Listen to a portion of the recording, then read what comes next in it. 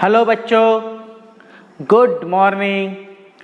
आज हम बायोलॉजी में microbes in human welfare topic में household product, microbes in household product continue कर रहे हैं और उसमें हमारा पॉइंट है आज चीज़ पनीर।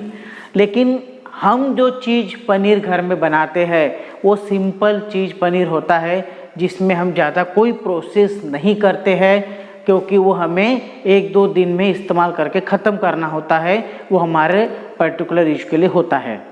लेकिन जब कोई इंडस्ट्री या कोई मार्केट लेवल पे पनीर बनाते हैं तो उस पनीर को प्रोसेस किया हुआ रहता है और वो प्रोसेस किया हुआ पनीर है, इसलिए वो डिफरेंट कैटेगरीज में आता है।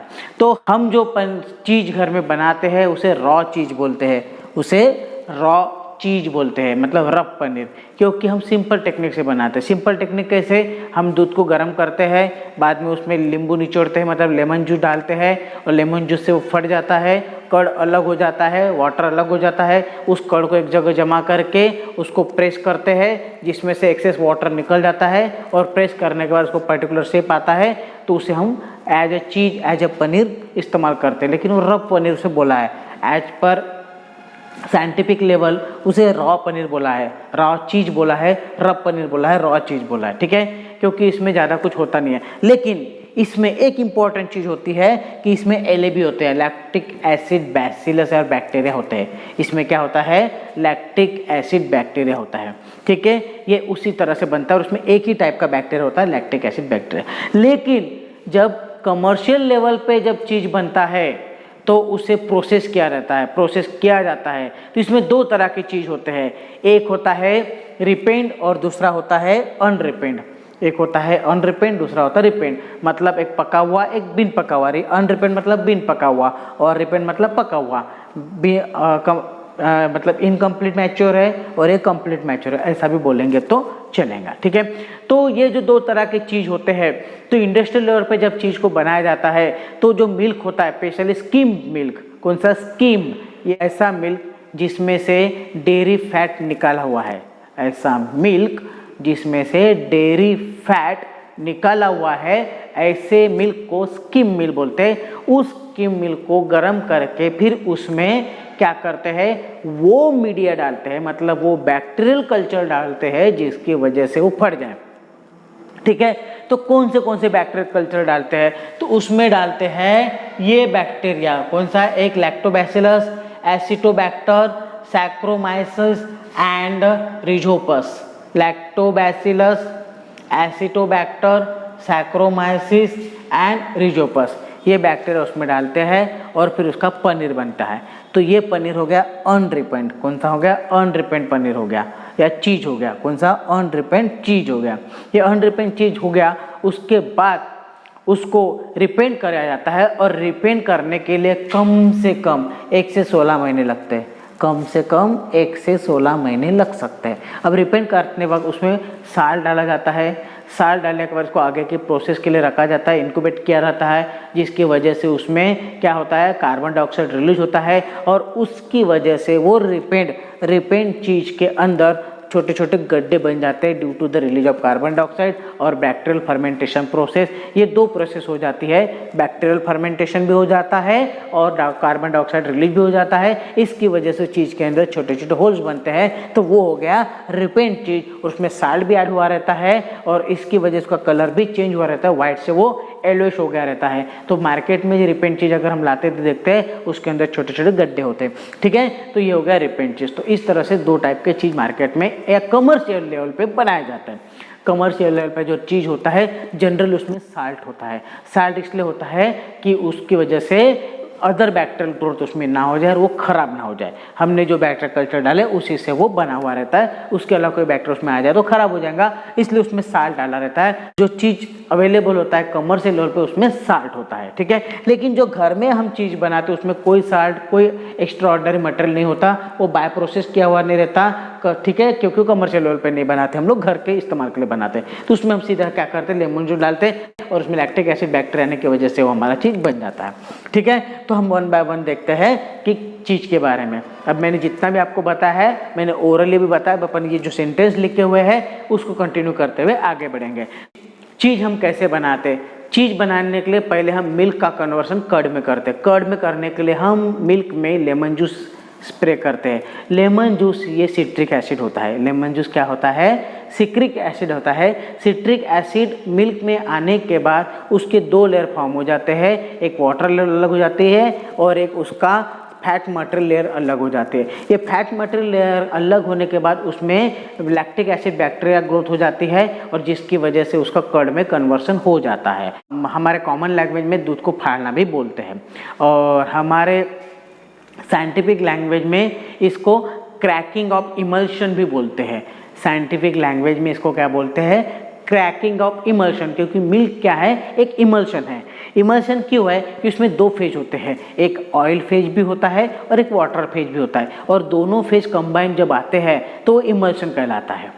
जब वाटर फेज और ऑयल फेज दोनों जब कंबाइन आते हैं तो उसे इमल्शन बोला जाता है। और मिल्क क्या है? एक इमल्शन है। अब इमल्शन क्यों है? क्योंकि इसमें ऑयल है। तो ऑयल क्या है? तो जो अपन घी बनाते हैं घर में वो एक्चुअली वो ऑयल है। जो हम घी बनाते हैं घर में एक्चुअली वो ऑयल है, और वो oil in the form of fat उस मिल्क में रहता है और उसमें वाटर भी रहता है और दोनों का कॉम्बिनेशन होके इमल्शन बन जाता है। तो हम क्या कर रहे हैं? उसको ब्रेक कर रहे, फाड़ रहे, मतलब हम क्रैकिंग ऑफ इमल्शन कर रहे हैं। अब इसके लिए हम क्या इस्तेमाल कर रहे हैं? लेमन जूस, मतलब सिट्रिक एसिड। सिट्रिक एसिड डालने के बाद दूध फट गया, अलग हो गया, कर्ड उससे अलग हो गया। अब जो वाटर आता है, इसमें जो वाटर बनता है, अलग निकलता है, उसको बोलते वे। उसको बोलते वे, WHEY, वे। ये हो गया वे। कौन सा? अपने फटे हुए दूध का वाटर, उसे क्या बोलते हैं? वे। और जो फैट मटेरियल आता है उसको क्या बोलते हैं? कर्ड बोलेंगे। एक तरह से क्या बोलेंगे? कर्ड बोलेंगे। अब उसको कंबाइन करते, निचोड़ते, उसमें से वाटर निकालते हैं और उसका एक पर्टिकुलर शेप देते हैं। तो वो टेस्टलेस होता है क्योंकि उसमें किसी तरह का साल्ट, किसी तरह के टेस्ट, हम फ्लेवर ऐड नहीं किए रहते, इसलिए वो हो गया रॉ चीज। इसलिए हो गया रॉ चीज। तो curd is separate from liquid. Curd is separate from liquid. The liquid is known as the whey to form cheese. ठीक है, हमने दूध को गर्म किए, उसको फाड़े, फाड़ने के बाद दो पार्ट निकल गए, एक पानी का और एक कर्ड का। पानी के पार्ट को वे बोलते हैं और जो फैट पार्ट होता है उसे कर्ड बोलते हैं। The cheese which prepared at home with the lemon juice called raw cheese and it consist LAB, lactic acid bacterium. Cheese have the two different type, unripened cheese and ripped चीज, कम पका हुआ और पूरी तरह से पका हुआ। ठीक है, शॉर्ट फॉर्म में। ना अनरिपेंड चीज और कॉटेज चीज, इसको कॉटेज चीज भी बोलते हैं। अनरिपेंड चीज को कॉटेज चीज भी बोलते हैं। कॉटेज चीज मतलब जब दूध को फाड़ के चीज में कन्वर्ट किया जाता है, इस तरह के बैक्टीरिया उसमें ऐड करने के बाद तो वो जो मिलता है उसे बोलते हैं कॉटेज चीज। उसको क्या बोलते हैं? Cottage cheese. अनरिपेंड चीज और कॉटेज चीज। ठीक है, it is prepared by inoculating skim milk with cheese culture. Cheese culture कौन से लेंगे? Lactobacillus, Acetobacter, Saccharomyces and Rhizopus and enzyme rennin. Rennin का भी इस्तेमाल इसमें होता है। कौन से एंजाइम का? रेनिन का इस्तेमाल होता है। इस तरह का कल्चर हम क्या करेंगे? मिल्क में डालेंगे और मिल्क क्या हो जाएगा? कन्वर्ट हो जाएगा एक वे में और कर्ड में। और कर्ड को क्या करेंगे? हम बाद में चीज बनाएंगे। तो वो जो हमें मिला उसे क्या बोलते हैं? कॉटेज चीज बोलते हैं या फिर क्या बोलते हैं? अनरिपेंड चीज बोलते हैं। उसके बाद रिपेंड चीज मतलब पका हुआ। अब पका हुआ भी इसलिए बोलते हैं क्योंकि उसमें प्रोसेस करके बनाया जाता है, एक दूसरा उसका कलर चेंज हो जाता है, एलोविस दो, और उसमें कई तरह के बैक्टीरिया उसमें आए रहते हैं वो। It is a prepared from unripened cheese. किससे बनता है? Unripened cheese by dipping in brine, whipping and then maturing with different strains of bacteria and fungi।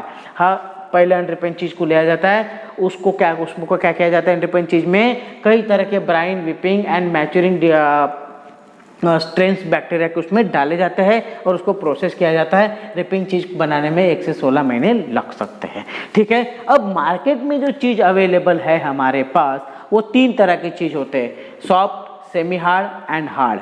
Soft जो होता है चीज उसमें 50 to 80% वाटर होता है, मतलब 80% उसमें वाटर होता है। सेमी हार्ड उसमें कम से कम 45 से 50% वाटर होता है और हार्ड में 40% के नीचे वाटर होता है। तो इस तरह से 3 चीज का फॉर्म होता है, एक सॉफ्ट फॉर्म में, एक सेमी हार्ड फॉर्म में और एक हार्ड फॉर्म में। सॉफ्ट फॉर्म में वाटर ज़्यादा होता है, सेमी हार्ड में 50% वाटर होता है और हार्ड में बिलो 50% वाटर होता है। अब सॉफ्ट पनीर किससे बनता है? सॉफ्ट पनीर बनता है, किससे बनता है? पेनिसिलम कैमेम्बर्टी, कैमेम्बर्टी, पेनिसिलम कैमेम्बर्टी, इससे ये सॉफ्ट चीज बनता है अपना। उसके बाद सेमी हार्ड चीज किससे बनता है? पेनिसिलम रोक्यूफोर्टी, रोक्यूफोर्टी, ये कैमेम्बर्टी। और तीसरा हार्ड चीज किससे बनता है? प्रोपायोनिबैक्टीरियम, प्रोपायोनिबैक्टीरियम शर्मनी, प्रोपायोनिबैक्टीरियम शर्मनी। तो इस 3 तरह के चीज़ हमें देखने को मिलते हैं, ठीक है। तो पहले क्या बोलते हैं? अनरिपेंड चीज़ बनाते हैं, फिर उसका रिपेंड में बनाते हैं कमर्शियल लेवल पे। और हम हाउस होल्ड में जब बनाते हैं तो उसे बोलते हैं रॉ चीज़, क्योंकि उसमें कोई प्रोसेस की हुई नहीं रहती। सिंपल हम दूध को फाड़ के उसका चीज़ में कन्वर्शन करते हैं हमारे घर के इस्तेमाल के लिए। तो चीज़ 2 तरह से हो सकते हैं, रिपेंड और अनरिपेंड, ठीक है। तो चीज़ एक पनीर भी होता है, लेकिन हमारे घर में जो पनीर होता है सिंपल पनीर होता है, लेकिन उसको प्रोसेस करके एलो बना के उसमें बैक्टीरियल फंगस ग्रोथ करके उसमें कार्बन डाइऑक्साइड रिलीज करके और साल्ट मिला के जो चीज़ बनता है वो एक्चुअल चीज़ है, ठीक है। तो बच्चों आप इसे नोट डाउन कर लीजिए। हाँ बच्चों, अब हमारा नेक्स्ट पॉइंट है ब्रेड। हमारे घर में ब्रेड पाव आते हैं, हम खाते भी है, लेकिन जो इतना स्पॉन्जी आता है उसमें, जितना स्पॉन्जीनेस होता है उसमें, वो आने की वजह है उसमें मिला हुआ ईस्ट, उसमें मिला हुआ ईस्ट की वजह से उसमें स्पॉन्जीनेस आता है। क्योंकि ये ईस्ट क्या करता है? कार्बन डाइऑक्साइड रिलीज करता है, जिसकी वजह से उसमें छोटे छोटे बारीक होल्स होते हैं, और अल्कोहल रिलीज करता है, जिसकी वजह से उसका प्रोसेस होता है। एक्चुअली क्या करते हैं? ब्रेड बनाने के लिए मैदा लेते हैं, आप सबको पता है मैदा लेते हैं, और उस मैदे में क्या डालते हैं? बेकरी ईस्ट डालते हैं। उसमें क्या करते हैं? बेकरी ईस्ट डालते हैं और इन दोनों का मिक्सचर करते हैं। और बेकरी ईस्ट कौन सा होता है? वो होता है सैक्रोमाइसिस सेरेविसीई, सेरेविसीई। कौन सा ईस्ट होता है वो? सेरेविसीई, सैक्रोमाइसिस सेरेविसीई नाम का ईस्ट उस मैदे में डालते हैं और उनको मिक्स करते हैं, और मिक्स करने के बाद उसका डो बनाते हैं। वो डो फिर बनाने के बाद उसको अलाउ करते stand for the several hours, उसको कई घंटों के लिए वैसा ही छोड़ देते हैं। डो मतलब मैदा लेते हैं, उसमें ईस्ट डालते हैं और उसका एक आटे के तरह गूंथते हैं, उसको उसका डो बनाते हैं। उस डो को कई घंटों के लिए रख देते हैं। उसमें क्या होता है? फर्मेंटेशन होता है, और फर्मेंटेशन की वजह से क्या होता है? कार्बन डाइऑक्साइड रिलीज होता है और अल्कोहल रिलीज होता है। अल्कोहल उसको एक अलग तरह का स्मेल देता है, और जो हमारा मैदा था उसके साथ उसके अल्कोहल की रिएक्शन होती है, अलग तरह का स्मेल आता है, और कार्बन डाइऑक्साइड क्या करता है? रिलीज होता है, जिसके वजह से छोटे छोटे होल्स बन जाते हैं, ठीक है। और फिर क्या होता है? ईस्ट फर्मेंटेशन के बाद वो एक तरह से सॉफ्ट स्पॉन्ज उसमें आ जाता है। फिर उसको बेक किया जाता है ओवन में, बेकरी के उसके जिसमें वो हॉट मटेरियल होता है वहाँ पे। तो उसको बेक करने के बाद फिर अपने को पाव या ब्रेड मिल जाता है।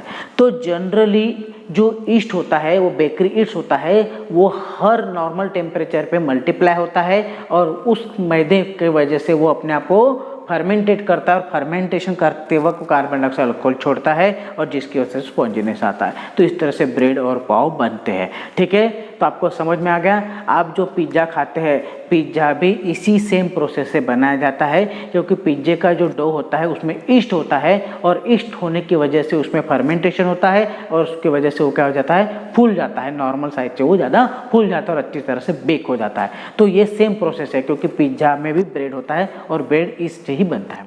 तो it is made with the mixing of yeast, उसका नाम है Saccharomyces cerevisiae, and allow to stand for several hours. The sugar present in the mixture fermented by yeast and produce carbon dioxide and alcohol। उसमें थोड़ा सा sugar add करते हैं, जिसकी वजह से फर्मेंटेशन फास्ट हो जाता है। तो ये अपना छोटा सा टॉपिक हुआ हाउस होल्ड प्रोडक्ट का। इसके बाद हम कल देखेंगे इंडस्ट्रियल प्रोडक्ट। वैसे हाउस होल्ड प्रोडक्ट तो बहुत सारे हैं, लेकिन आपको सिलेबस में एक्सप्लेन पॉइंट यही है जिसके ऊपर MCQ आए हुए हैं, इसलिए मैंने आपको एक्सप्लेन करके दिया।